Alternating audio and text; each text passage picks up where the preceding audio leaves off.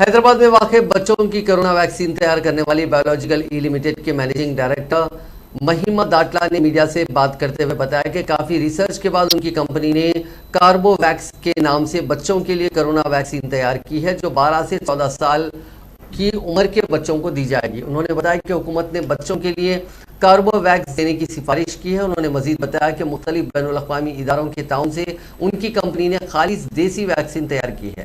12 سے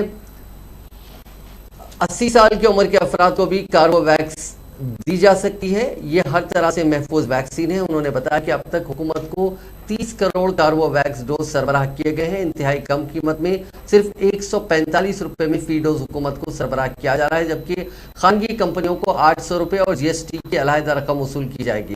مہیما داٹلا نے کہا کہ تمام بین الاقوامی معیار اور ورلڈ ہیلتھ آرگنائزیشن کے قواعد کے مطابق اس ویکسین کو تیار کیا گیا ہے۔